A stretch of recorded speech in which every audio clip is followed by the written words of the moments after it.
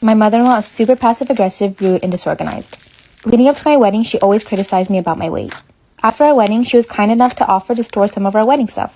A year later, my mother-in-law announces that she's going to do a big vow renewal celebration. Thought it was a bit ridiculous for a 65-year-old woman on her third marriage, but hey, it's her money. As the ceremony starts, the bridesmaids come down and then enters the bride, wearing my dress. At this point, I'm raging.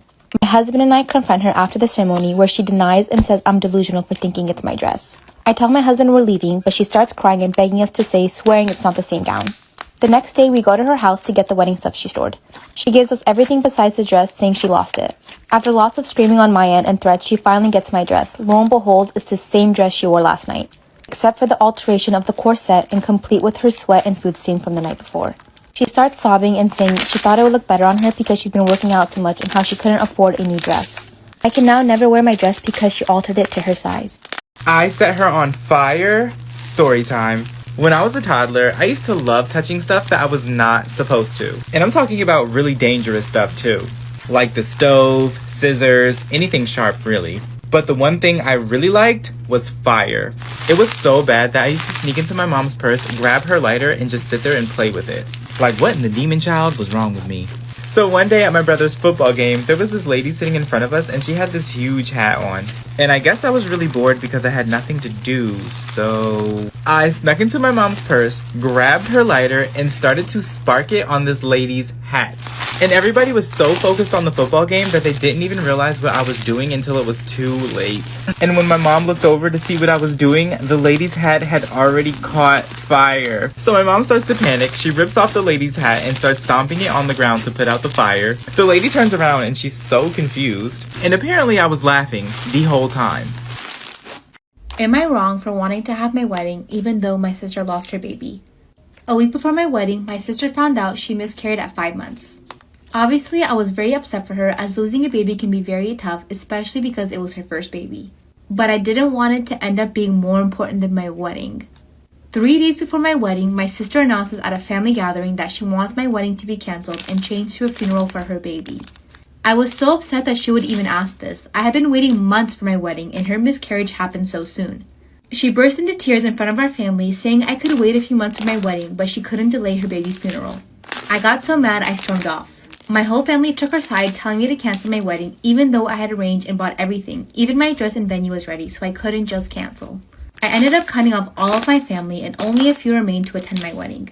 My sister hasn't spoken to me in years and neither has my family.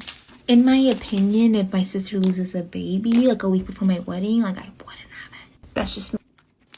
My husband and I have a 3-year-old son together and there has never been any doubt that my husband is the father. Last week, he came to me and said for the last few months he had been plagued with this anxiety that our son is not his. They don't look identical, but they definitely share similar features, and I see my husband whenever I look at my son. I was obviously blindsided by this and asked him to explain why he thought that he wasn't the father. And he couldn't really provide an answer other than a gut feeling. He asked me for a paternity test and I said hell no. He said he could just do it without my permission, and I told him if he did that, I would never forgive him. My husband does not have a history of anxiety, but he did lose his job back at the start of the pandemic. I thought he was just stressed out, and I told him if he went to therapy and maybe started taking some anti-anxiety meds that I would consider getting the paternity test. He got upset and said that once he got the results of the test back, he wouldn't be anxious anymore. He again threatened to just get the test without my permission, and I told him that this would end our relationship. My friends and family are divided over this. Some think I should just take the test, and others are saying he's being insane and that if I cave to this, there's just going to be something else. I think there's something more serious going on here and I need some neutral perspective. So what would you guys do?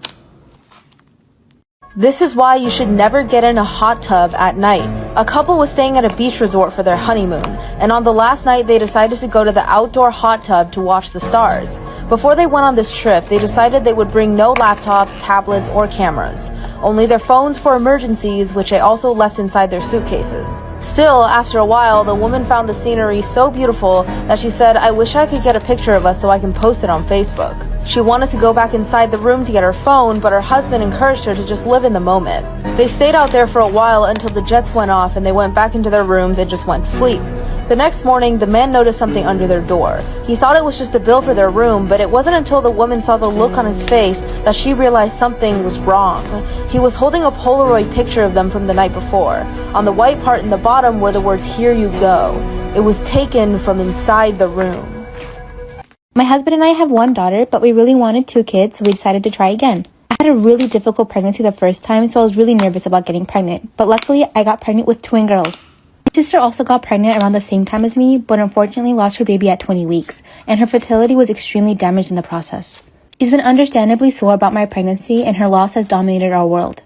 But the other day, she asked me if she could have one or both of my twins, as after all, you have a child already, and you only want 2 kids, so one of your kids is unwanted, and I want a kid.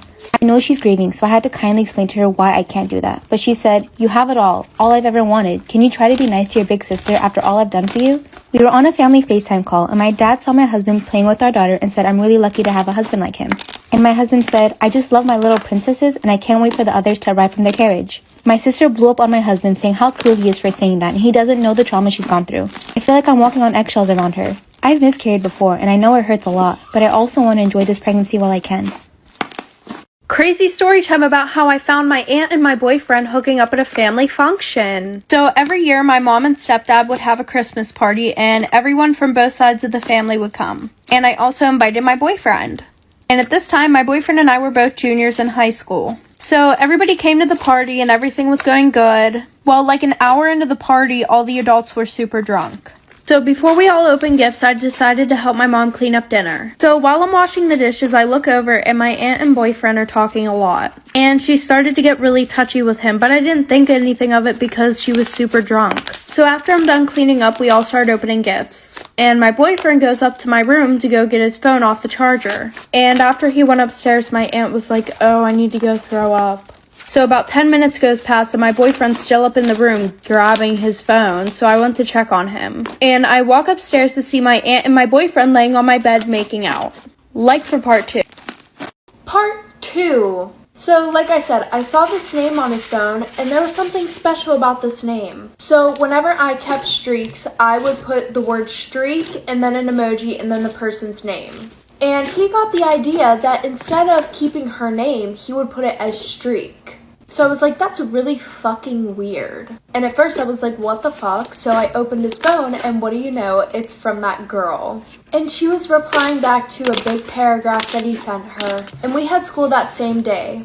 So at 6:30 in the morning, this girl got a big paragraph from my boyfriend about how she's such a beautiful, amazing girl and that she deserves somebody who's going to take her out and buy her flowers and stuff. And how if she wanted to go out to dinner, let him know. He took an extremely long time in the bathroom, so the waiter came to our table. So I ordered $300 worth of food for myself. So when he came back, I told him that I had to go call my mom and I left. And he was stuck with a $400 bill.